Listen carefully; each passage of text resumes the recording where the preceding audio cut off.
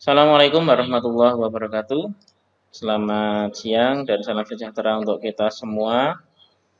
Pada kesempatan siang hari ini, kami mengucapkan banyak terima kasih kepada Bapak Ibu yang telah meluangkan waktunya untuk mengikuti sesi secara daring diseminasi budaya positif yang akan saya lakukan.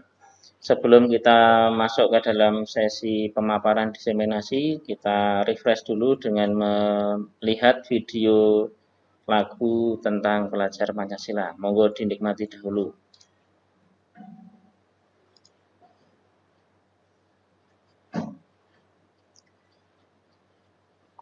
Benar Pak Bos, ini HP-nya lagi.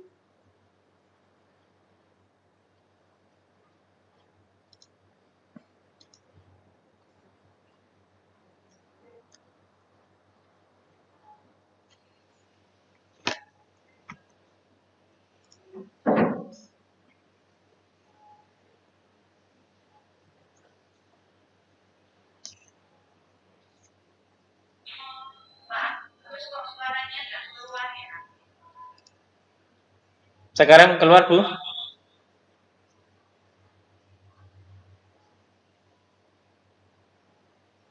Dia mau ngomong gimana orang ngomong? Belum ada Pak.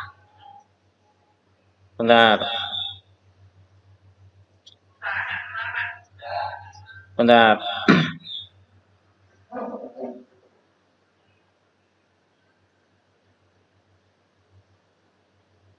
Pak Osman, wajib sampai jam berapa pulangnya? Oh iya, sebul. Terima kasih ya, Tante.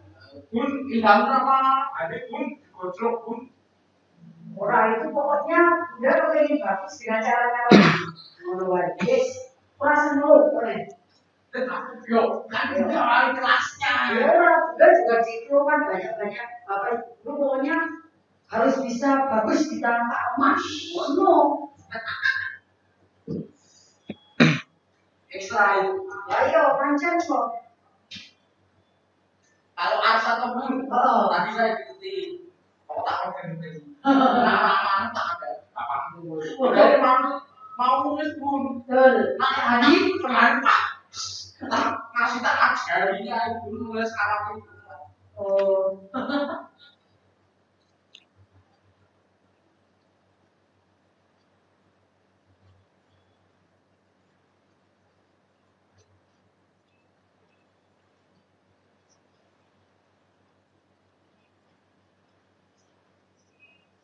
Senang mana man?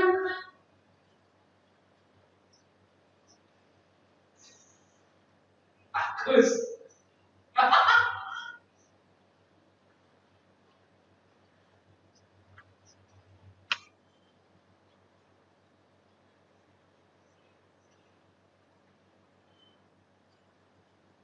Kok gak ada suaranya bagus?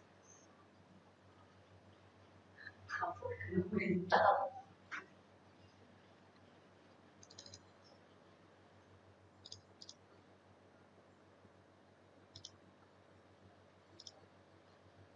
Oke, demikian tadi Bapak Ibu lagu untuk mengingatkan kembali semangat kita tentang pelajar Pancasila yang muaranya dari kurikulum Merdeka nantinya kita sampaikan pada anak-anak. Baik Bapak Ibu yang kami hormati, sebelum kita mulai untuk sesi diseminasi, yang pas tidak ada halangan sinyal, derek nanti kameranya di-on kan, nggih? Nah,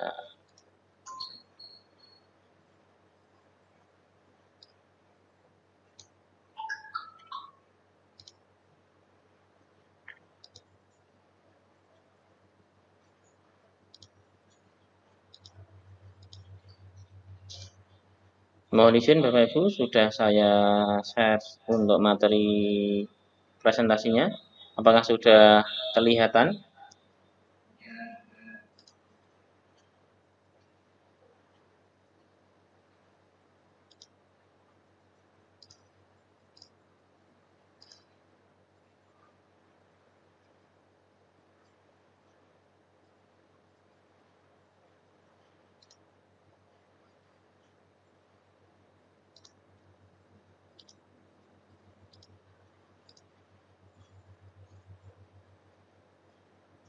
Apakah sudah kelihatan Bapak Ibu?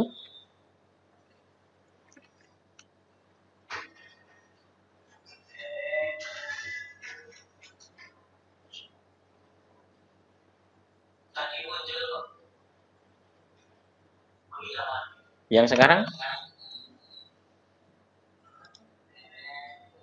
Oke, saya ulangi.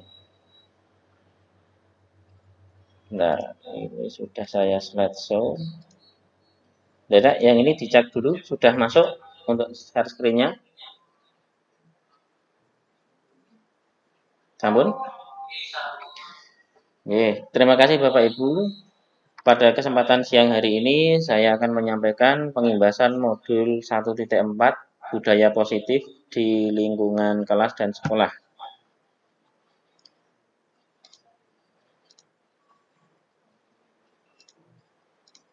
Latar belakang budaya positif di lingkungan sekolah maupun kelas itu apa?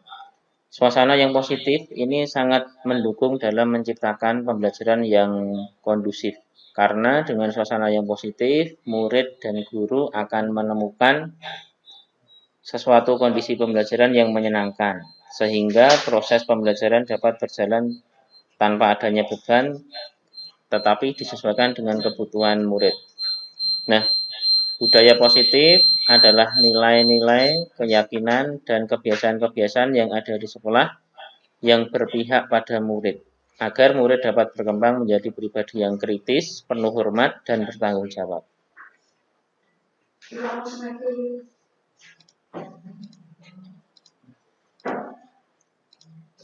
Disiplin positif itu apa Bapak Ibu? Disiplin positif itu dalam budaya kita, makna disiplin adalah sesuatu yang dilakukan seseorang pada orang lain untuk mendapatkan kepatuhan. Kita cenderung menghubungkan kata disiplin dengan ketidaknyamanan. Lalu, disiplin positif ini merupakan salah satu cara untuk penerapan disiplin yang bertujuan untuk menumbuhkan kesadaran serta memberdayakan murid untuk melakukan sesuatu tanpa sogokan, ancaman maupun hukuman. Sebagai pendidik, tugas kita adalah menciptakan anak-anak yang memiliki disiplin diri yang tinggi, sehingga mereka bisa berperilaku dengan mengacu pada nilai-nilai kebajikan universal dan memiliki motivasi intrinsik, bukan motivasi yang intrinsik.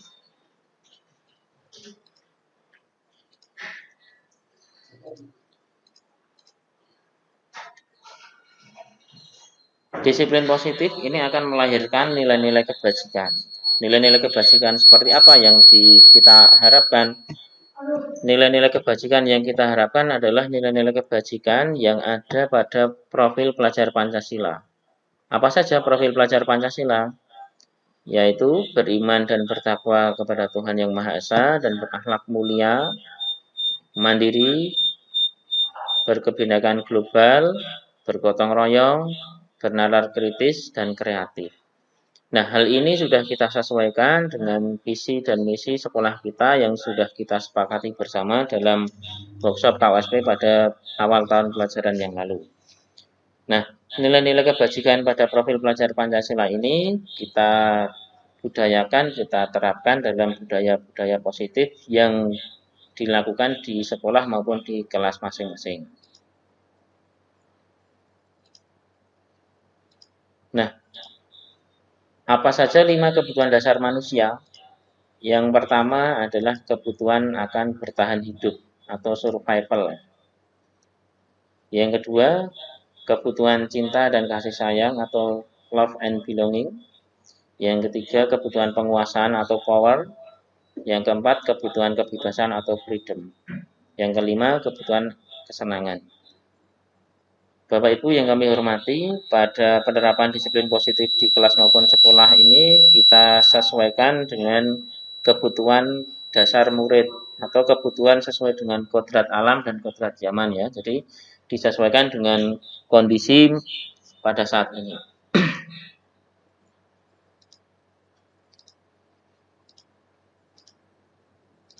Dalam budaya positif atau pembiasaan perilaku budaya positif itu dipengaruhi oleh motivasi perilaku manusia.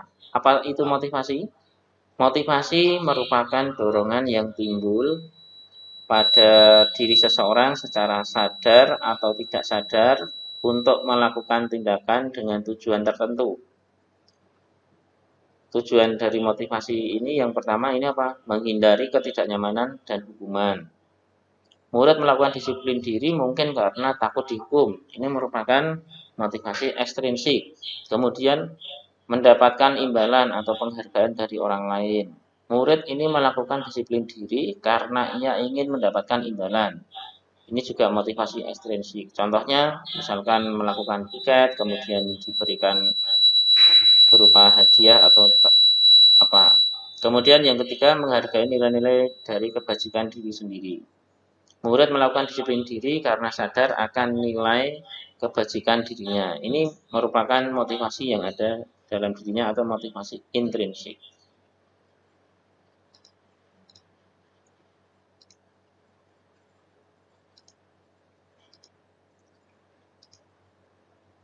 Bagaimana kita menempatkan diri sebagai pelaku atau sebagai guru dalam hal menerapkan budaya positif? Kita bisa melakukan dengan 5 posisi kontrol. Posisi yang pertama adalah sebagai penghukum, kemudian yang kedua pembuat rasa bersalah, yang ketiga sebagai teman, yang keempat sebagai pemantau, dan yang kelima sebagai manajer.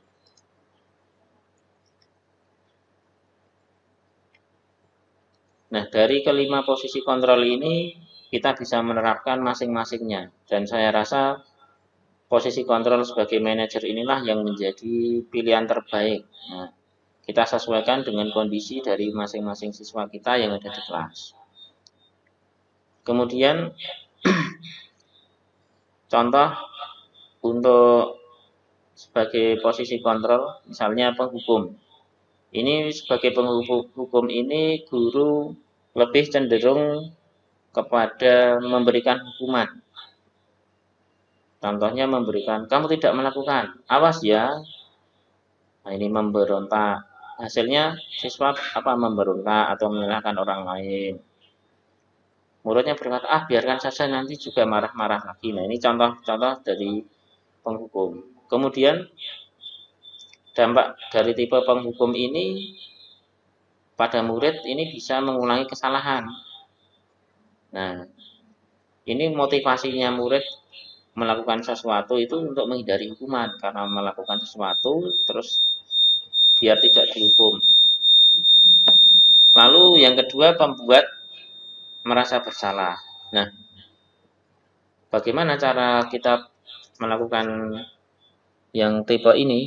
Ini contohnya adalah berceramah atau mengatakan seharusnya anak-anak seperti ini. Bapak atau ibu kecewa karena apa?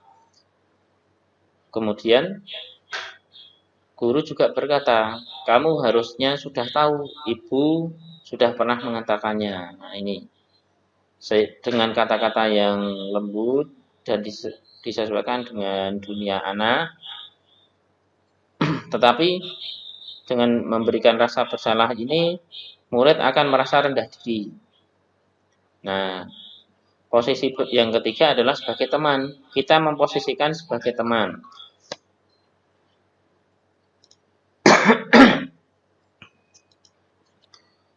Membuat alasan-alasan untuk murid. Nah, ini guru berkata, contohnya, ayolah lakukan ini demi ibu.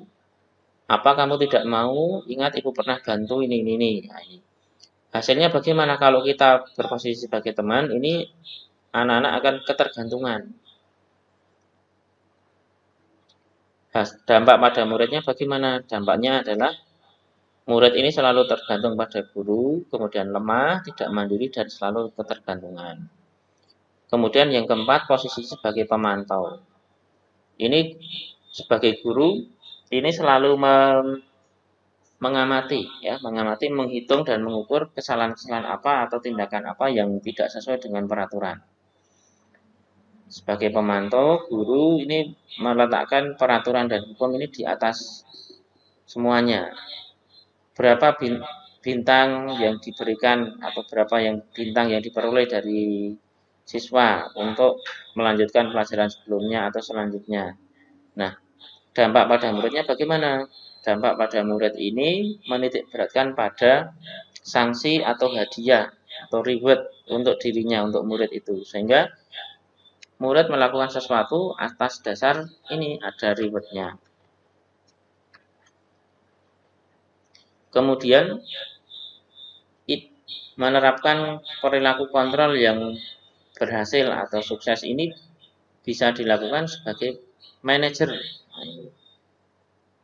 Bagaimana caranya? Guru bisa mengajukan pertanyaan-pertanyaan yang disesuaikan dengan apa yang telah disepakati.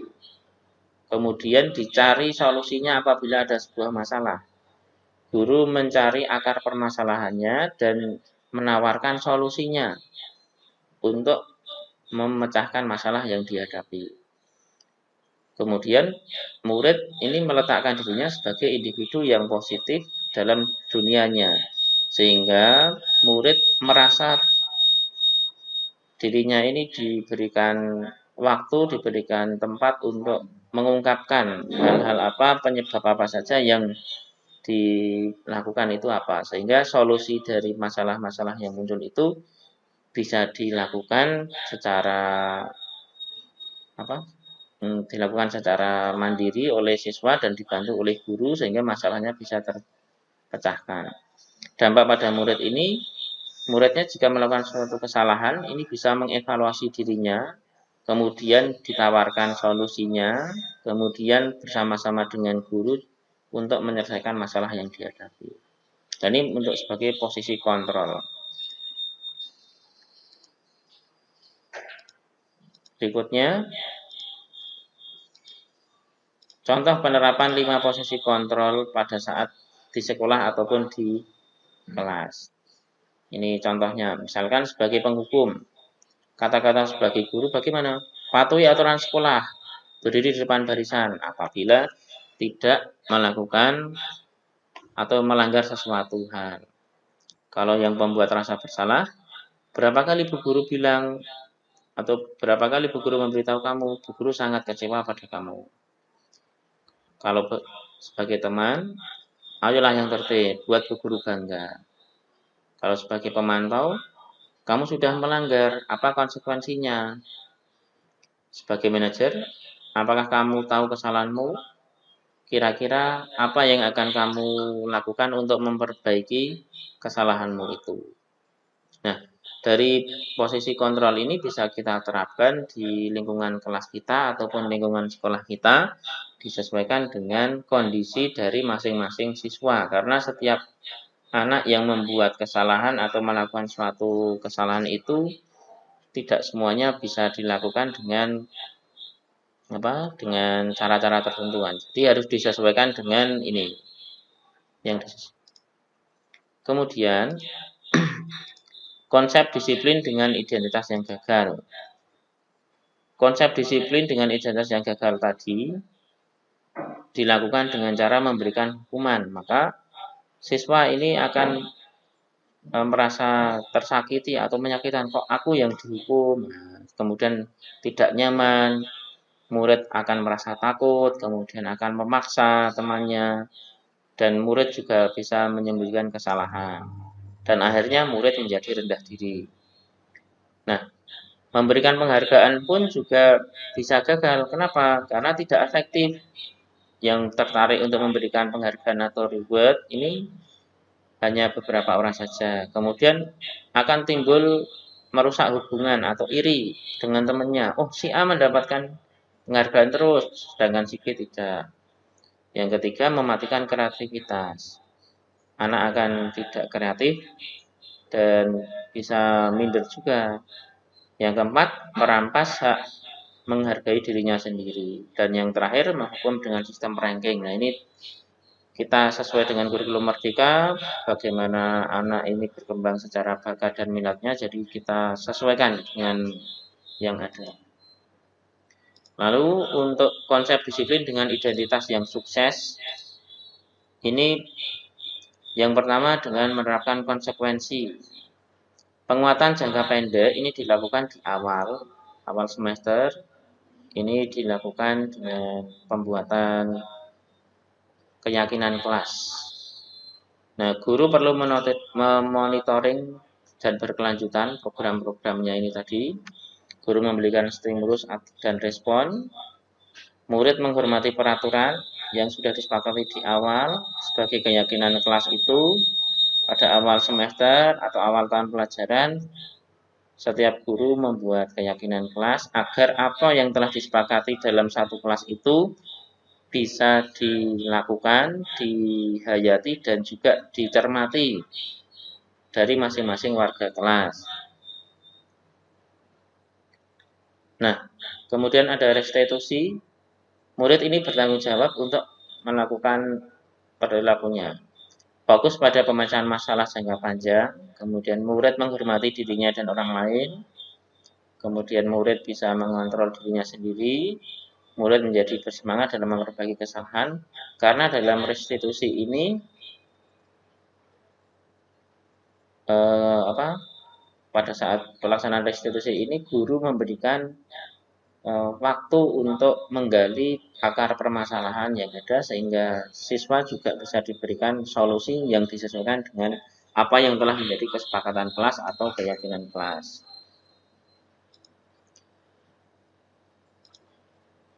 Perubahan paradigma stimulus respon ke teori kontrol. Nah, untuk stimulus respon ini ada beberapa hal yang harus kita rubah paradigmanya. Yang pertama, kita mencoba mengubah agar orang yang berpandangan sama dengan kita. Nah ini, menurut teori kontrol ini kita harus memahami pandangan orang lain tentang dunia. Kemudian perilaku buruk ini dilihat sebagai suatu kesalahan. Ini semua perilaku memiliki tujuan. Kemudian hanya Anda yang bisa mengontrol diri Anda. Ini kita sesuaikan juga. Kemudian Anda tidak bisa mengontrol orang lain. Kolaborasi dan konsensus menciptakan pilihan-pilihan baru. Kemudian model berikutnya adalah win-win solution. Nah, dalam penerapan disiplin positif dengan teori kontrol tadi, kita mencari solusi yang saling menguntungkan, win-win solution dari semua permasalahan yang ada di kelas maupun di sekolah.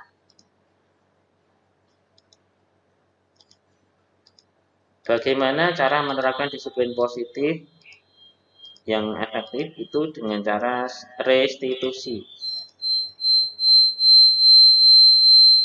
Apakah itu restitusi? Nah, restitusi adalah proses menciptakan kondisi bagi murid untuk memperbaiki kesalahan mereka, sehingga mereka bisa kembali kepada kelompok mereka dengan karakter yang lebih kuat. Atau istilah lainnya adalah menggali akar permasalahan dari masalah yang ditimbulkan atau masalah yang dihadapi oleh siswa, kemudian memberikan solusi yang win-win solution tadi kepada penyelesaiannya, sehingga nantinya siswa ini bisa punya karakter yang lebih kuat dan bisa memiliki keyakinan yang lebih kuat dalam kelompoknya. Kemudian apa saja ciri-ciri restitusi? Yang pertama, ini bukan menebus kesalahan, namun belajar dari kesalahan. Yang kedua, memperbaiki hubungan. Yang ketiga, tawaran, bukan paksaan. Yang keempat, menuntun untuk melihat ke dalam diri. Yang kelima, mencari kebutuhan dasar yang mendasari tindakan. Yang keenam, fokus pada karakter, bukan tindakan. Yang ketujuh, menguatkan dan fokus pada solusi. Nah, penerapan restitusi dalam kelas maupun sekolah ini sangatlah penting, Bapak Ibu. Nah, bisa dilakukan di kelas masing-masing. Yang pertama adalah kita kenali dulu potensi atau karakteristik dari anak-anak didik kita, ya. Di hari keempat MPLS tadi sudah dibagikan lembar untuk tentang siswa, ya. Satu lembar itu diagnosa atau diagnosis awal dimulai dari identitas diri siswa maupun karakter belajarnya. Nah, nanti Bapak Ibu bisa pelajari. Sehingga nantinya ketika di kelas yang sudah berjalan, apabila ada sebuah masalah ataupun ada sebuah gesekan dengan teman ataupun dengan orang lain di kelasnya, contohnya anak-anak ini melakukan sebuah kesalahan, ini kita bisa mempraktekkan apa itu yang namanya restitusi. Kita memberikan tawaran solusi dari permasalahan yang ada. Nah, dalam praktik restitusi pun guru berperan sebagai manajer, menggali akar permasalahannya, dicari penyebabnya sehingga nantinya anak-anak ini bisa menemukan akar permasalahannya yang dihadapi, kemudian kita tawarkan solusinya dan siswa memilih solusi yang terbaik dari permasalahan itu yang bagaimana. Kita lanjutkan Bapak Ibu. Langkah-langkah melaksanakan segitiga restitusi itu ada 3. Yang pertama adalah menstabilkan identitas, yang kedua adalah validasi tindakan yang salah, yang ketiga adalah menanyakan keyakinan. Bisa dilihat dalam tampilan ada segitiga restitusi ini saling berhubungan, dimulai dari menstabilkan identitas. Ini dimulai dari yang paling bawah ini ya. Kita bisa menggali akar permasalahan yang anak-anak lakukan itu dengan mengajukan pertanyaan-pertanyaan yang mendalam. Kamu tentu punya alasan mengapa melakukan itu, atau apa yang mendasari kamu melakukan hal itu. Nah, ini anak-anak diajak untuk bercerita sesuai dengan dirinya dan masalah yang dihadapi. Kemudian yang kedua adalah validasi tindakan yang salah. Bagaimana cara menanyakannya? Ini bisa dilakukan dengan cara ini. Adakah cara yang lebih efektif untuk mendapatkan apa yang kamu butuhkan? Atau ada cara lain apabila kamu tidak melakukan itu? Atau bagaimana jika kamu tidak melakukan hal itu? Nah, lalu yang ketiga adalah menanyakan keyakinan. Nah, keyakinan kelas seperti apa yang telah kita sepakati dan keyakinan kelas apa yang kamu langgar? Misalnya ada masalah di kelas. Nah, kemudian peran kita sebagai manajer, sebagai guru kelas atau manajer di sini, kita menawarkan apabila dengan cara ini atau apabila dengan cara itu kamu akan menjadi seperti apa atau bagaimana langkah selanjutnya yang akan kamu lakukan untuk menyelesaikan ini. Jadi, yang namanya segitiga restitusi ini adalah untuk mencari win-win solusi dari sebuah permasalahan yang muncul baik dari sisi siswa maupun dari sekolah, seperti itu.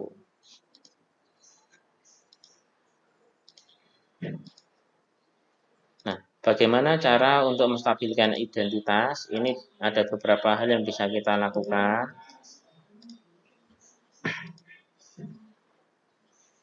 Yang pertama, berbuat salah itu tidak apa-apa. Semua orang pasti punya atau pernah melakukan kesalahan. Yang kedua, tidak ada manusia yang sempurna. Saya juga pernah melakukan kesalahan seperti itu anak-anak. Nah, ini menjadikan pemicu atau menjadikan pertanyaan untuk menggali. Kita bisa menyelesaikan ini bersama-sama. Bapak Ibu tidak tertarik mencari siapa yang salah, tetapi Bapak Ibu ingin mencari solusi dari permasalahan ini. Nah, ini bisa kita praktekkan dalam lingkungan kelas kita ya. Kamu berhak merasa begitu. Nah, apakah kamu sudah menjadi teman yang baik untuk dirimu sendiri? Nah, coba ceritakan apa masalah yang kamu hadapi saat ini. Nah, ini menjadi contoh beberapa pertanyaan untuk menggali, kemudian menggali lebih dalam akar permasalahan yang ada pada tahap menstabilkan identitas. Kemudian yang kedua adalah validasi tindakan yang salah. Yang pertama bisa kita lakukan dengan memberikan beberapa pertanyaan juga. Padahal kamu bisa melakukan hal lebih buruk dari ini ya. Nah, ini menekankan pada tindakan yang dilakukan itu adalah salah. Kamu pasti punya alasan mengapa melakukan hal itu. Nah, kamu patut bangga pada dirimu sendiri karena kamu telah melakukan sesuatu hal yang penting. Kamu boleh mempertahankan sikap itu, tetapi kamu harus menambah sikap yang baru. Nah, contohnya banyak ya Bapak Ibu di praktek di kelas masing-masing. Biasanya ada siswa yang melakukan kesalahan. Nah, ini tahap yang kedua ini adalah memvalidasi atau memberikan pernyataan dan pertanyaan mengenai tindakan yang dilakukan itu salah. Jadi anak-anak merasa bahwa yang dilakukan itu adalah salah. Lalu yang ketiga adalah menanyakan keyakinan. Nah, ini seperti yang sudah dilakukan di awal semester di sekolah kita sudah melakukan penyusunan bersama-sama dengan anak tentang keyakinan kelas. Keyakinan kelas itu merupakan hasil kesepakatan dari Bapak Ibu guru dan juga warga yang ada di kelas tersebut. Ada 28 anak, berarti yang merupakan kesepakatan dari 28 anak ini. Nah ini, bagaimana cara menanyakan keyakinan pada saat restitusi? Yang pertama, apa yang kita percaya sebagai kelas atau keluarga itu apa? Apa nilai umum yang telah kita sepakati? Apa bayangan kita tentang kelas yang ideal? Kamu mau jadi orang seperti apa? Atau keyakinan kelas apa yang kamu langgar pada saat melakukan itu? Nah, itu contoh pertanyaan dalam tahap menanyakan keyakinan. Karena keyakinan kelas ini sudah kita sepakati sebagai suatu hal yang harus diyakini dan dilakukan oleh masing-masing kelas supaya kelas-kelas ini bisa memberikan harapan yang baru untuk anak. Nah, untuk menerapkan disiplin positif di lingkungan kelas, kita bisa melakukan dengan pembentukan keyakinan kelas. Nah, ciri-ciri dari keyakinan kelas itu apa? Berupa pernyataan universal, lebih abstrak dari peraturan, dibuat dalam bentuk kalimat positif, semua warga terlibat, sesuai dengan kondisi kelasnya masing-masing, kemudian sedikit saja agar mudah diingat, tidak usah banyak-banyak. Keyakinan kelas ini tentunya setiap kelas ini berbeda-beda ya, disesuaikan dengan kelasnya masing-masing dan disesuaikan dengan karakteristik anak masing-masing.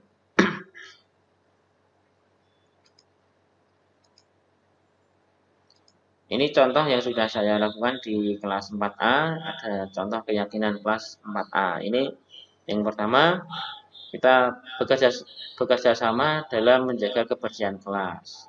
Yang kedua, mengerjakan dengan penuh tanggung jawab dan tepat waktu. Kemudian datang ke sekolah tepat waktu. Yang keempat, mengikuti semua kegiatan sekolah. Yang kelima, saling menghargai dan menyayangi terhadap siapapun. Yang keenam, saling tolong-menolong. Apa yang membedakan keyakinan kelas dengan peraturan kelas? Peraturan kelas ini biasanya dibuat oleh gurunya. Jadi Bapak Ibu guru sudah menyusun peraturan, menyusun beberapa item peraturan, kemudian baru disampaikan kepada siswa. Sedangkan yang namanya keyakinan kelas ini adalah sesuatu hal yang disusun terlibat bersama dengan seluruh warga kelas. Ya, semua warga kelas dari anak-anak ini ikut menyusun keyakinan kelas. Dalam penyusunan keyakinan kelas ini, dari peraturan-peraturan yang atau harapan-harapan yang diharapkan oleh siswa ini diubah menjadi kalimat-kalimat yang positif, sehingga ini menjadi keyakinan kelas. Jadi antara peraturan kelas dan keyakinan kelas ini berbeda ya. Dan dengan keyakinan kelas ini kita harapkan akan bisa memperlancar dalam penerapan budaya positif yang ada di kelas maupun di sekolah. Terima kasih dan salam bahagia. Demikian Bapak Ibu yang bisa saya sampaikan. Kita lanjutkan dengan sesi tanya jawab. Go. Monitor Pak Gus. Oh iya Bunda, di monitor. Selamat siang buat teman-teman semua.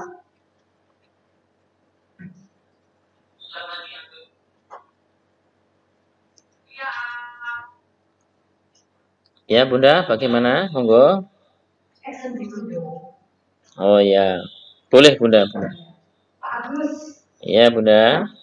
Indah sekali apa yang disampaikan Pak Agus. Jika itu benar-benar kita laksanakan di kelas kita masing-masing. Betul Bunda. Terima kasih Bunda. Satu tahun tadi dengan Bu Arfi hanya pindah kamar saja. Ada beberapa hal yang ingin Bunda sampaikan Pak Agus. Di awal tadi Pak Agus menyampaikan adanya disiplin positif dan Pak Agus menyampaikan bahwasanya dengan kita memberikan reward atau memberikan semacam apresiasi kepada anak, itu anak malah jadi cenderung dia punya modus tertentu, bukan karena dia punya perilaku tanggung jawab, gitu kan? Ya kan? Nah, jadi tadi Pak Agus menyimpulkan ketika kita akan menanamkan disiplin positif dengan memberikan bintang, mungkin anak yang mengerjakan PR setiap hari dengan on time itu diberikan bintang 1, bintang 2 dan sebagainya. Bahkan mungkin Pak Agus akan memberikan reward. Itu justru tidak diperbolehkan, gitu kan? Ya kan? Ya. Iya, Bunda. Sekarang Bunda tanya, kira-kira menurut Pak Agus, untuk menanamkan disiplin positif pada diri anak, di mana anak lebih konsistensi ke rasa tanggung jawab yang lebih, itu apa saja yang Pak Agus lakukan? Karena sementara terus terang, kalau Bunda selama mengajar ini pasti akan memberikan reward atau apresiasi di hadapan teman-temannya. Tetapi selama ini kok hasilnya anak yang Bunda beri reward dan Bunda lebih apresiatif kepada mereka itu punya rasa tanggung jawab, gitu loh Pak Agus. Nah, mungkin Pak Agus punya strategi baru gimana nih supaya tidak usah memberikan hadiah, memberikan bintang atau apa, tetapi si anak itu benar-benar punya rasa tanggung jawab yang nanti sampai mereka pindah kelas ataupun pindah sekolah sampai mereka dewasa itu benar-benar punya rasa tanggung jawab terhadap dirinya sendiri. Karena terus terang ya karena memang Bunda bukan seorang calon guru penggerak ya, sehingga kan tidak tahu kalau Pak Agus kan sudah ahlinya kan. Jadi barangkali strateginya Pak Agus nanti akan dilaksanakan gitu. Karena selama ini udah merasa ada hasilnya gitu dengan memberikan tugas. Karena apa ya? Karena fakta yang ada di kelas, kalau anak itu misalnya nih, salah satunya ada seorang anak namanya Dion. Dion ini dia ketika Bunda menerangkan, kemudian ada pertanyaan dia tunjuk jari dengan disiplin, tunjuk jari dan tidak langsung dijawab itu pasti dia tunjuk jari dan berani menjawab gitu. Terus Bunda beri apresiasi itu kepada Mas Dion karena dia kan berani, kemudian dibanding teman-temannya, kemudian kalau mengerjakan soal yang teman-temannya mungkin ada yang salah 2, salah 3, si anak ini pasti selalu excellent gitu loh. Padahal memang kita berikan entah itu nih Mas Dion sudah beri uang 2.000 rupiah buat jajan deh nanti di kantin. Besok dia akan terus termotivasi, wah saya Bunda. Jadi barangkali Pak Agus dengan tadi sudah menyampaikan kalau berupa itu nanti jadi kegaduhan bla bla bla, mungkin Pak Agus punya strategi lain nanti tolong Bunda diberi strateginya ya. Oke, kemudian yang kedua Pak Agus. Pak Agus tadi menyampaikan ada 5 posisi kontrol nih ya. Sebetulnya Bunda juga hanya minta konsistensi dari Pak Agus saja karena dari awal tadi Pak Agus menyampaikan bahwa 5 posisi kontrol itu yang paling the best adalah manajer. Tetapi seiring berjalannya waktu Pak Agus memberi sebuah pernyataan bahwa 5 posisi kontrol itu harus disesuaikan dengan keadaan peserta didik, apalagi di kurikulum merdeka itu ada pembelajaran diferensiasi, ya kan? Jadi kalau menurut Bunda nih ya, itu ya relatif ya Pak Agus, karena apa? Contoh kecil, Pak Agus mungkin punya saudara atau tetangga yang PAUD, TK, SD, SMP, sampai SMP, bahkan sampai mahasiswa ya. Tentu perlakuan kita kan akan berbeda. Tidak terus kita menggunakan model manager, ya kan? Karena pada saat kita ke komunitas PAUD, anak TK, anak SD kelas 1, 2, 3 gitu, itu apa kita kan kadang apa ya menggunakan pendekatan yang lebih humanis dari hati ke hati. Jadi misalnya nih kalau yang menggunakan pola teman itu kan dengan cara yang tidak mengajak anak untuk berpikir mandiri. Anak harus punya ide. Jadi tidak memposisikan diri anak sebagai individu yang positif, karena kalau anak tahu PKS ini sepertinya belum kalah deh kalau untuk meletakkan dirinya sebagai posisi individu yang yang mandiri gitu. Jadi ya mungkin kalau Bunda lebih ke ya sebetulnya lima posisi kontrol itu menurut Bunda kok bagus, tergantung dari tergantung dari komunitas yang kita hadapi itu di komunitas apa gitu, sehingga kita akan lebih masuk tuh yang namanya diferensiasi. Jadi tapi kalau memang Pak Agus lebih konsisten dengan manajer ya silakan. Cuman kalau dia pengen dengar aja alasannya Pak Agus, kalau posisi kontrol itu terbaik manajer, terus pada saat di kelas kita nih atau mungkin di suatu ketika Pak Agus menjadi kelas 1 itu, bagaimana tuh sikap Pak Agus menyikapi hal itu. Nah itu tuh ya, itu saja Pak Agus, terima kasih. Oke, terima kasih Bunda. Tepuk tangan dulu untuk Bunda ya. Baik Bunda, ada 2 pertanyaan yang disampaikan oleh Bunda. Akan kita sharingkan atau kita bahas bersama-sama Bunda. Berdasarkan dengan materi 1.4 budaya positif pada modul calon guru penggerak 1.4 ini kita belajar tentang budaya positif. Nah, satu hal yang kita garis bawahi bahwa yang namanya reward atau penghargaan dalam bentuk apapun itu awalnya saya juga istilahnya sebelum mempelajari modul ini itu kita juga dikasih reward itu anak-anak pasti termotivasi, dan ternyata itu akan menimbulkan ketergantungan juga.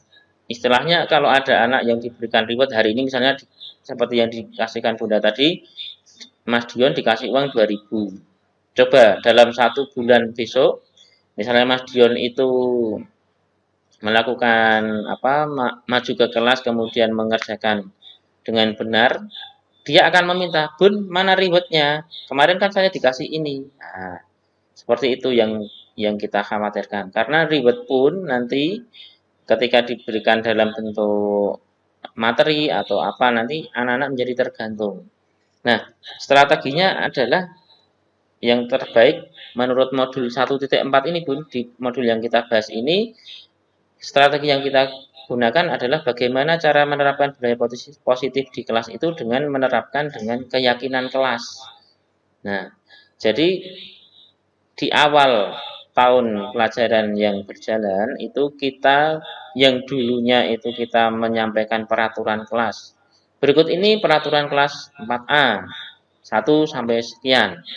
Nah, sesuai dengan yang telah kita pelajari di modul 1.4 ini, kita harus menerapkan yang namanya keyakinan kelas. Jadi anak-anak kita ajak dulu berdiskusi, kita ajak untuk menuliskan harapan atau keinginannya dengan kelas ini seperti apa. Contohnya misalnya Mas Kiano menunjukkan, saya ingin kelas ini bersih.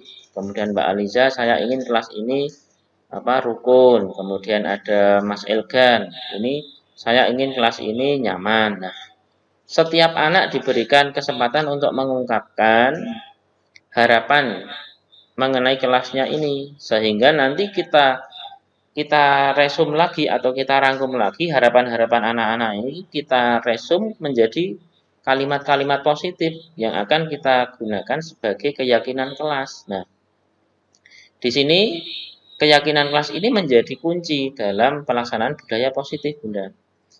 Nah, di samping reward yang tadi kita sampaikan ya, reward itu istilahnya dalam jangka panjang yang namanya reward atau penghargaan itu akan membekas, akan menjadi ketergantungan. Kalau tidak ada rewardnya, nggak akan melakukan sesuatu. Itu tidak hanya terjadi pada anak-anak, tetapi ketika sudah menjadi mahasiswa ataupun apa, itu sama prinsipnya. Dan itu menjadi ketergantungan nantinya. Kalau tidak ada rewardnya, nggak akan melakukan sesuatu hal atau tidak akan dikerjakan. Nah, itu contohnya. Maka dalam konsep budaya positif dalam modul 1.4 ini, kita diharapkan bisa menerapkan budaya positif dengan cara menekankan atau mengaplikasikan pada keyakinan kelas. Jadi, ini yang pertama. Apakah sudah terpuaskan Bunda dengan jawaban saya? Ya, lumayan lah. Oke, karena seperti Bunda saja misalnya. Bunda kita analogikan sebagai siswa. Misalnya Bunda sudah mahir matematika. Ketika ada soal yang mudah, Bunda pasti maju itu dengan gurunya. Saya kasih uang 10.000. Besok tidak dikasih uang, maka Bunda akan termotivasinya menurun. Nah, atau dikasih bintang ketika anak-anak TK. Ketika nggak dikasih bintang, anak-anak nggak akan termotivasi untuk maju, nah, seperti itu. Nah, jadi paradigma berpikirnya kita sesuaikan dengan keadaan. Itu yang pertama, Bunda. Kemudian yang kedua, posisi kontrol itu kan ada 5. Tadi kita sampaikan dari sebagai penghukum, sebagai pemantau, merasa bersalah, sebagai teman, dan manajer. Tingkatannya itu berdasarkan kondisi masing-masing itu saya rasa manajer ini menjadi lebih tinggi atau lebih baik ya. Walaupun tadi kan saya sudah menyampaikan posisi kontrol kita sebagai guru di sini ini bisa disesuaikan dengan kondisi dan siswa masing-masing. Nah, dalam kasus-kasus tertentu ketika menemukan siswa-siswi yang istilahnya agak istimewa, kita tidak mungkin menerapkan yang sebagai teman. Kalau anak-anak, contoh anak-anak SD, anak-anak SMP atau SMA, kalau diterapkan sebagai teman, bisa saja itu melunjak teman-teman, anak-anaknya itu. Analoginya seperti itu. Nah, sebagai manajer ini juga menerapkan dari keempat teori kontrolnya. Jadi sebagai manajer ini pertanyaan-pertanyaan yang kita ajukan atau strategi yang kita lakukan ini malah lebih mendalam, menggali akar permasalahannya, Bunda. Nah, contoh misalnya pada kasus di kelas 4 yang tahun lalu ada seorang anak yang mengambil barang milik temannya. Kita lakukan dengan manajer, kita ambilkan waktu tertentu, anaknya kita dudukkan bersama, kita tanya akar permasalahannya seperti apa sampai pada waktunya lama itu. Dengan pertanyaan 2-3 pertanyaan baru sampai memberikan alasan. Nah, kita gali terus alasannya apa, kemudian bagaimana kamu bisa melakukan ini, terus motivasinya apa kamu melakukan ini, kemudian kita tawarkan solusinya. Kalau kamu seperti ini, kemudian kamu harus minta maaf pada temannya, kemudian tidak mengulangi lagi, itu bagaimana dan ini dengan teori kontrol yang manajer ini, peran guru ini dan juga siswa ini menjadi sangat penting ya. Jadi guru menggali betul-betul akar permasalahannya seperti apa, kemudian mencari solusi permasalahannya itu bagaimana, dan siswa ditawarkan ketika ada masalah itu yang win-win solusinya yang apa. Mungkin itu Bunda, karena posisi kontrol ini yang kasta tertingginya atau pilihan yang paling baik itu sebagai manajer. Ini berdasarkan apa yang telah kita pelajari di modul 1.4 Bunda. Kalau ya, bagaimana Bunda? Sudah tercerahkan Bunda? Ya, ya. Terima kasih Pak Agus. Oke, besok daftar CGP angkatan 10 ya Bunda? Iya. Oke, monggo Bapak Ibu yang lain bisa memberikan pertanyaan. Monggo kita masih tampung, monggo. Monggo Pak C atau Pak Majid, monggo Bu Ayu.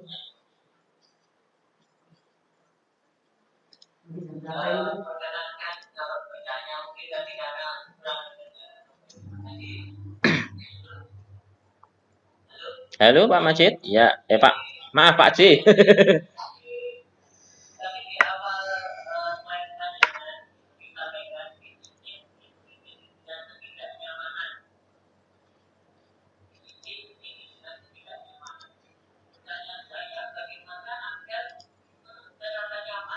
Oke.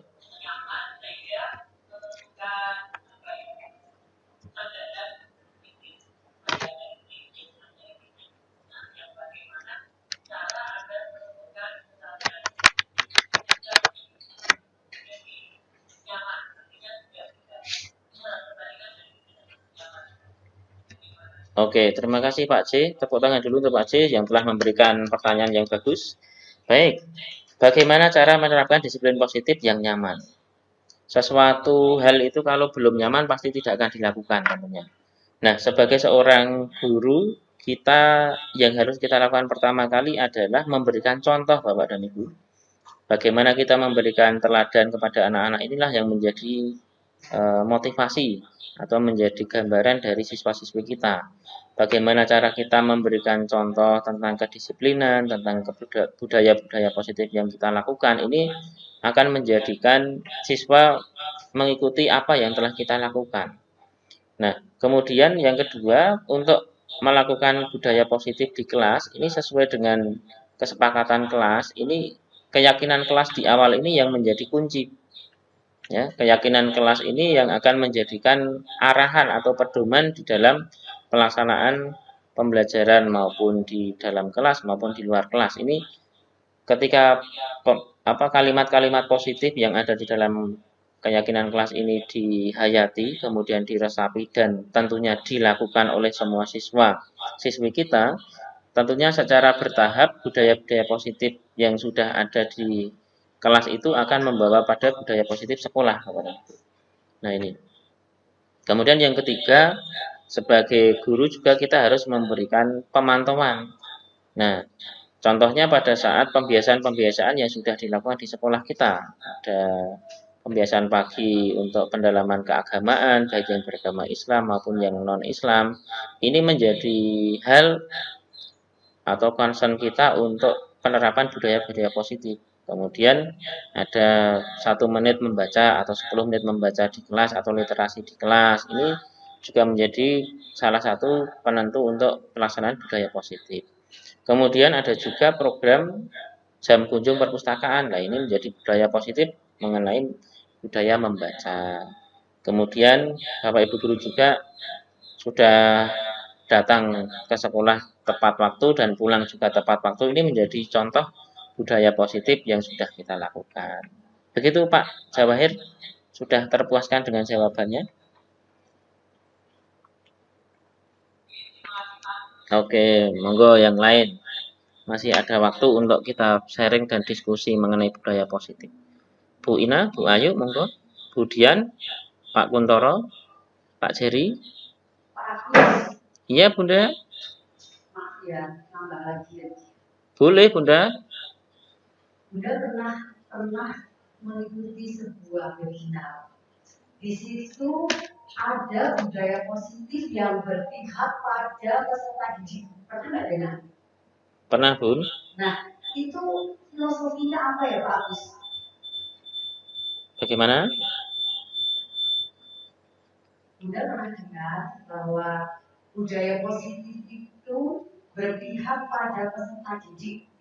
Itu filosofinya apa ya? Karena selama ini Bunda masih agak bingung juga ya.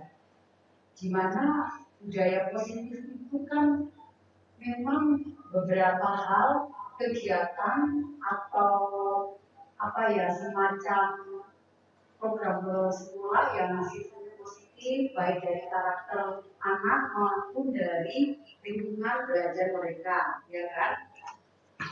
Nah, kemudian tadi Pak Agus juga menyampaikan ada yang namanya peraturan sekolah versus keyakinan. Tapi lebih ke kita disarankan lebih ke keyakinan karena dengan keyakinan kan ada kesepakatan di mana kalau sudah kita sepakati peserta didik punya komitmen, ayo mari kita laksanakan dengan penuh tanggung jawab, ya kan? Nah, di situ tuh karena memang tidak udah hanya dengan citra saja barangkali aku bisa menerangkan lebih detail itu di mana itu tadi ada sebuah kenyataan budaya positif itu ini berpihak pada peserta didik. Bagaimana nih Pak Gus? Oke. Ya, bagus sekali Bunda yang disampaikan. Saya akan mencoba menjawab ya Bunda. Yang namanya budaya positif ini berdasarkan dari filosofi-filosofi yang diyakini bersama sebagai dasar dari pemikiran dari Ki Hajar Dewantara yang salah satunya adalah bagaimana kita menerapkan nilai-nilai atau keyakinan universal yang bisa diterapkan di sekolah, yang ini merupakan perwujudan dari budaya-budaya yang baik. Nah, budaya-budaya positif ini diawali dari perubahan paradigma tentang teori kontrol. Teori kontrol tadi kan ada 5. Nah, bagaimana kita menerapkan teori kontrol tersebut di lingkup kelas, kemudian menjadi lingkup sekolah, dan akan menjadi budaya positif dari lingkup sekolahan. Nah, tentunya kita ini sebagai guru juga punya kewajiban untuk mengontrol perilaku siswa agar memiliki perilaku-perilaku yang diharapkan. Pada capaian kurikulum Merdeka ini tentunya adalah sebagai berprofil pelajar Pancasila. Nah, bagaimana cara menerapkan profil pelajar Pancasila ini apabila kita tidak bisa menerapkan budaya positif ini? Maka kita harapkan Bapak Ibu ini memahami bagaimana cara untuk menyongsong atau mensukseskan proses untuk penerapan profil pelajar Pancasila ini. Sehingga nanti budaya positif yang sudah ada di kelas maupun di sekolah kita ini bisa berkelanjutan. Tentunya nanti anak-anak didik kita yang kita harapkan ketika sudah lulus ini memiliki budaya-budaya yang positif dan baik sebagai hasil akhirnya. Kemudian yang kedua tadi apa Bun? Kok saya yang kedua tadi? Oh sudah. Oh satu aja ya. Ya Bunda. Maka nanti Bunda lanjut saja ikut mendaftar ke CGP Angkatan 10 Bunda karena banyak ilmu-ilmu yang sangat berharga. Ya ini nanti Bunda. Ya. Cocok sekali ya. Jadi CGP dari angkatan 6 sampai nggak tahu angkatan seberapa lolos itu benar-benar memang sudah layak jadi kepala sekolah. Ya. Sukses ya Pak Agus. Oke, terima kasih Bunda. Ya. Bunda, apa banyak selingkuhnya. Baik Bunda. Baik Bapak Ibu yang lainnya monggo masih ada yang mau didiskusikan untuk tentang budaya positif yang ada di kelas maupun sekolah. Harapannya setelah kita mengetahui tentang budaya positif yang ada di kelas masing-masing, kita akan membentuk pribadi yang baik sesuai dengan visi misi sekolah kita. Amin. Pak Toro, ada pertanyaan Pak Toro? Monggo.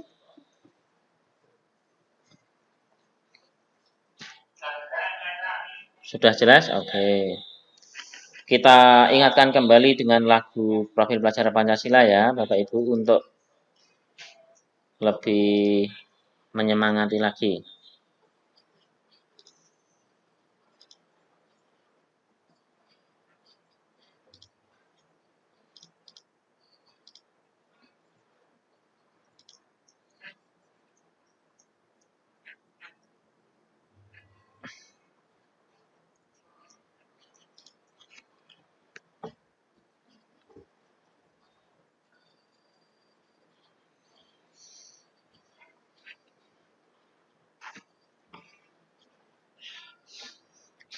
Suaranya masuk Bu Ina?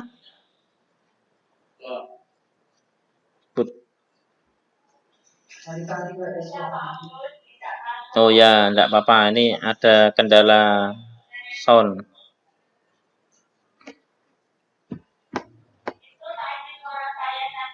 Boleh monggo Bu Ina, ayo nyanyi Bu Ina, yo. Bersamdi. Kita belajar Pancasila. Monggo Bu Ina bisa nyanyi bareng-bareng. Nah ini sebagai wujud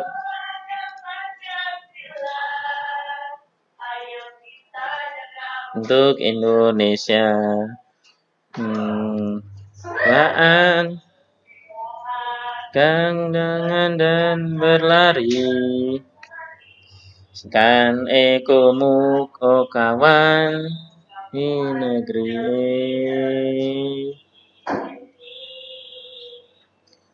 Generasi emas. Saudara karakter itu kita. Dengan berdaya kita terus torehkan prestasi.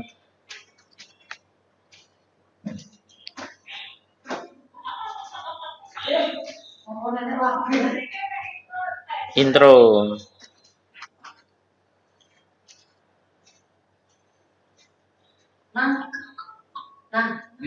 Mana makan siang? Ajar Pancasila kita jaga.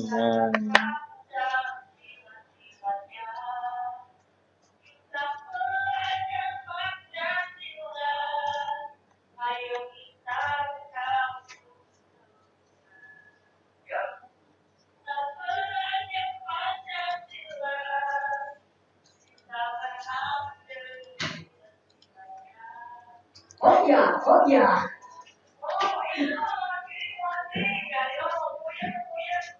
Wah, Ya, tepuk tangan untuk kita semua. Oke. Terima kasih. Terima kasih Bapak Ibu Guru semuanya yang telah meluangkan waktunya untuk mengikuti diseminasi budaya positif di lingkungan kelas dan sekolah. Harapannya sekolah kita menjadi lebih maju lagi dengan banyak sekali yang sudah mengikuti program CGP ini dan nantinya bisa maju dan terus berprestasi.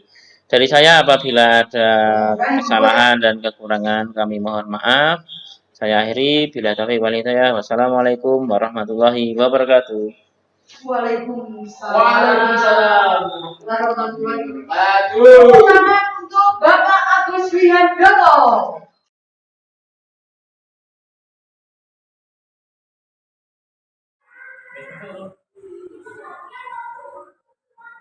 Assalamualaikum warahmatullahi wabarakatuh.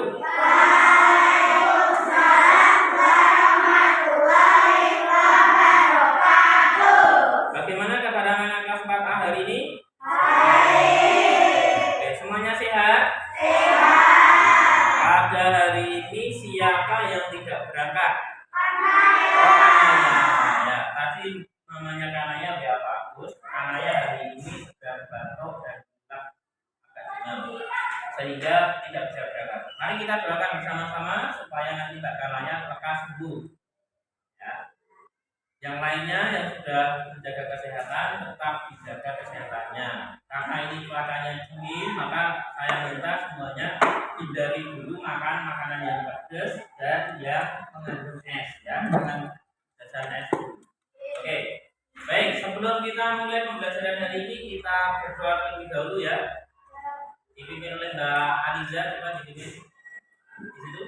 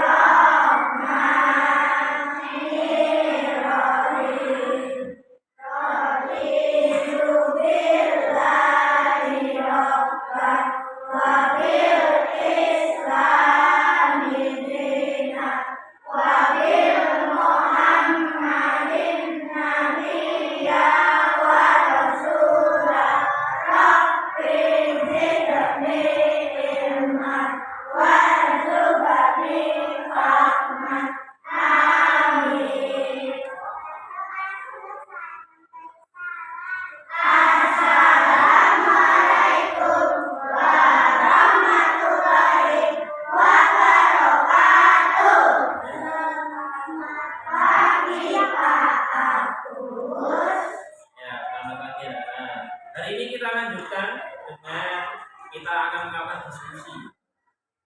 Diskusi tentang apa? Sebelum itu nanti kita pemanasan dulu. Semuanya berdiri. Kita nyanyikan profil bahasa Pancasila. Masih ingat lagunya? Oke.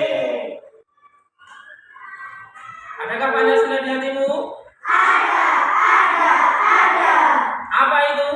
Belajar Pancasila, beriman dan bertakwa pada Tuhan Yang Esa dan berakhlak mulia, berkebinekaan tunggal, gotong royong mandiri, kreatif dan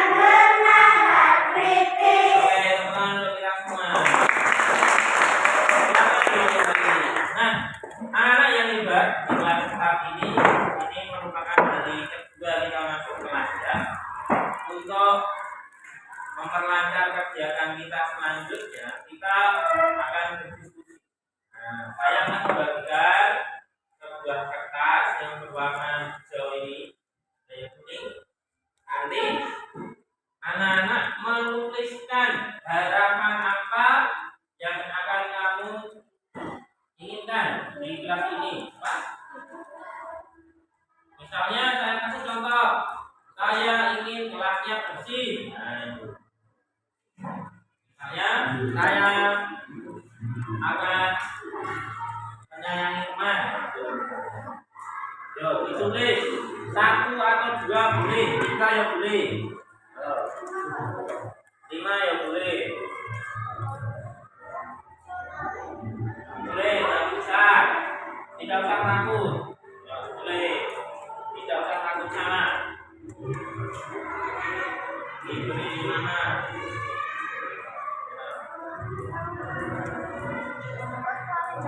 Ya, boleh. Kalau sudah ditulis, nanti ditempelkan di depan, di papan tulis itu, di sebelah kanan. Yo, ditulis dulu. Boleh. Ya, yo ditempelkan di sebelah sini.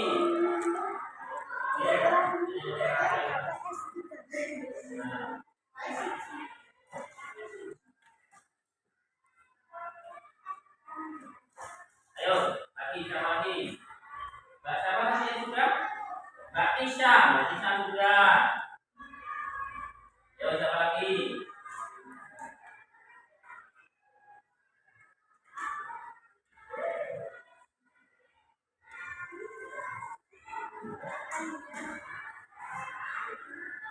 Ayo Mbak Liza nih, Mbak Liza.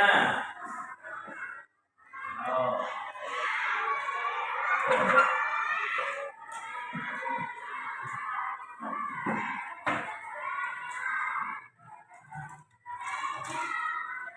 Sampai namanya Mbak Jaka, lo Mbak Jaka sudah.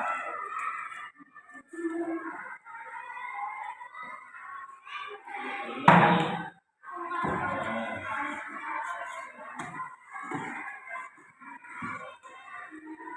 Mbak Jaka, Mbak Liza, Mbak Lisa sudah.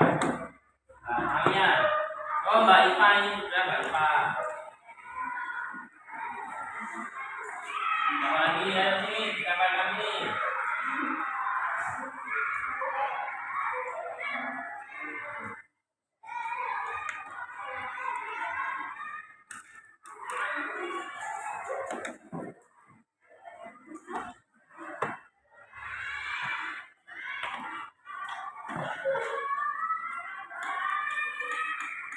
Siapa lagi? Ayo.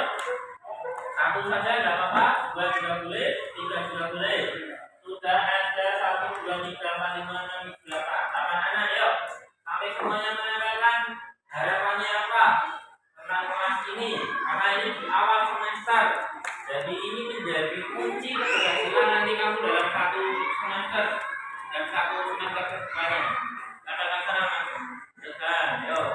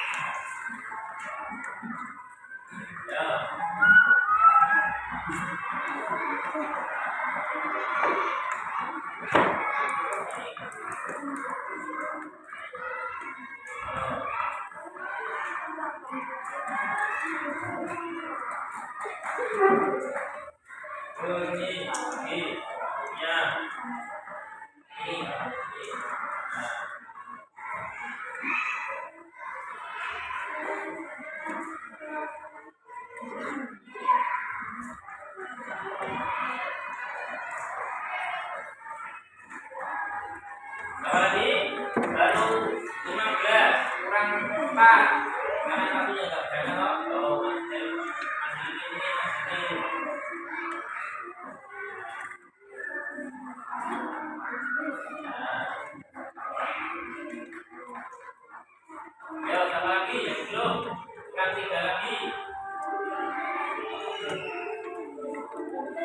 Ada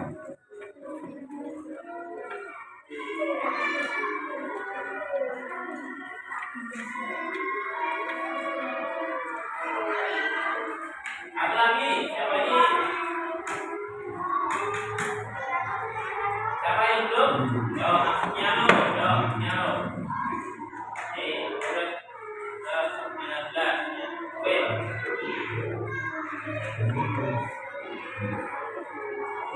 Oke, tepuk tangan dulu untuk kita semua. Ternyata 19 anak yang hari ini sudah menyampaikan keinginan atau harapannya pada kelas ini. Akan kita rangkum ya anak-anak. Dimulai dari yang pertama dari nggak bisa. Saya ingin kelas ini menjadi akur dan bahagia. Berarti bisa kita rangkum apa? Yang pertama,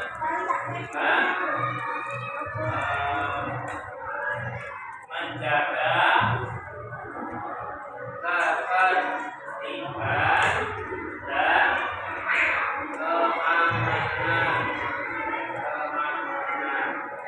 Saya, kalau yang kedua dari Mbak Aliza, saya ingin kelas yang nyaman.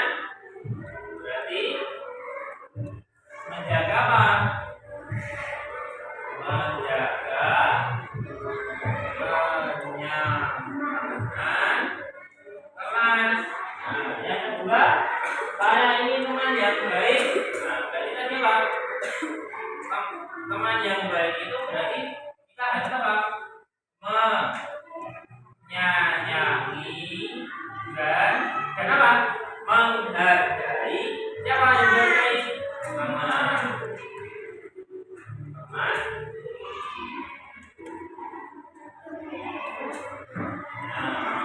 Dan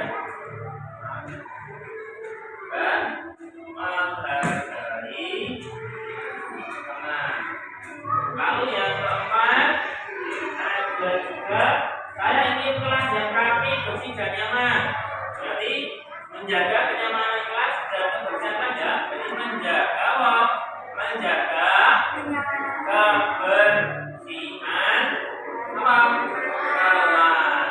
Tidak. Terus ini dari Mbak Kanisa. Saya ingin kelas ini bersih. Ya.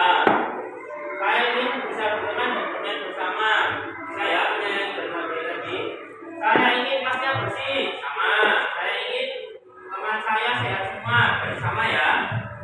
Terus semoga kelas 4 ini tidak ramai karena ini belajar kelas rukun. Berarti apa ini? Menjaga ketertiban tadi ya. Terus biar tidak ramai apa? Mendengarkan apa? Mendengarkan siapa? Mendengarkan apa? Guru mendengarkan penjelasan guru. Nah, ini. Terus aku akan menghargai teman. Sudah masuk ya. Aku selalu menjaga kelas. Aku ini teman-teman tidak nakal. Nah ini. Ada teman-teman yang lainnya tidak nakal, maka harus apa? Nah, ini menjaga ketertiban tadi. Terus saya ingin kelas ini jadi bersih. Nah, aku ingin kelas ini tidak ada kotoran. Nah, aku ingin teman-teman yang baik hati. Nah, tadi ya. Aku suka menghormati guru dan teman. Jadi menyayangi dan menghargai teman serta siapa? Guru. Nah, kemudian bersih nyaman kami indah. Aku harus berada bersama. Sayang teman, bersih teman. Jadi bersih dan teman-teman. Ingin kelasnya bersih dan tenang, tidak ada sampah. Bersih. Ya. Nah, ini juga namanya. Oke. Baik. Dari 19 harapan anak-anak di kelas 4 ini tadi bisa bagus rangkum atau satikan menjadi 5 ini. Yang pertama apa? Membaca baca.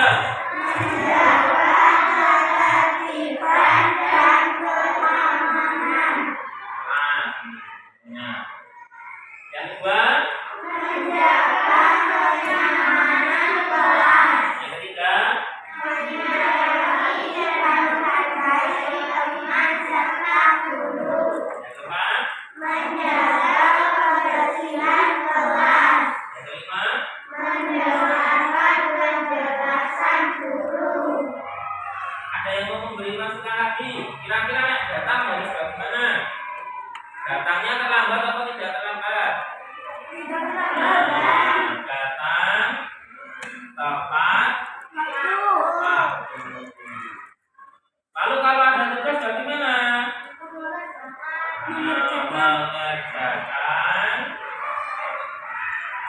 tugas dengan sungguh-sungguh.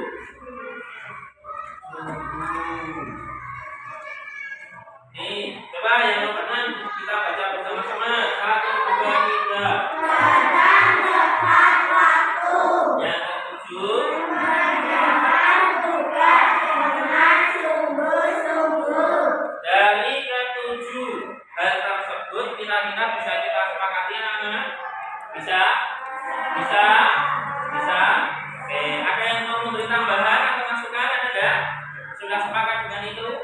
Oke, berarti kalau sudah disepakati bersama, maka ini akan menjadi sebuah apa namanya? Akan menjadi keyakinan kelas 4A. Ya, berarti keyakinan kelas 4A ini kita yakini dan harus kita patuhi, kita laksanakan karena merupakan suatu kesepakatan di kelas ini. Gitu? Ada yang tidak setuju dengan keyakinan kelas kita? Ada yang setuju tidak? Ada yang tidak setuju? Semuanya setuju? Setuju. Yang tidak setuju angkat tangan. Ada enggak? Yang tidak setuju. Semuanya sepakat untuk melaksanakan? Sepakat. Ada yang mau protes? Tidak. Baik, dengan mengucapkan Bismillahirrahmanirrahim bersama-sama kita sepakati bersama-sama keyakinan kelas 4A. Kita ulangan Bismillah bersama-sama. 1, 2, 3. Bismillahirrahmanirrahim. Kita yakini kelas 4A akan menjadi lebih maju dan sukses lagi pada tahun ini. Kita berdiri dulu. Kita nyanyikan lagu Profil Pancasila lagi untuk selalu meningkatkan rasa percaya diri dan nasionalisme. Oke, ada yang Pancasila di hatimu? Apa itu? Belajar Pancasila, beriman dan bertakwa pada Tuhan Yang Esa dan berakhlak mulia, berkebinekaan kebal, gotong royong mandiri, kreatif dan bernalar kritis. Oke, tepuk tangan untuk kita semua.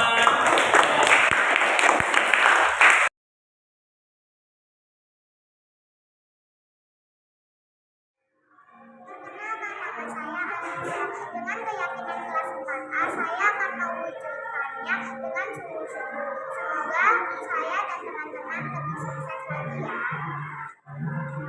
Perkenalkan, nama saya Piano. Dengan keyakinan kelas 4A, saya akan mewujudkannya dengan sungguh-sungguh. Semoga saya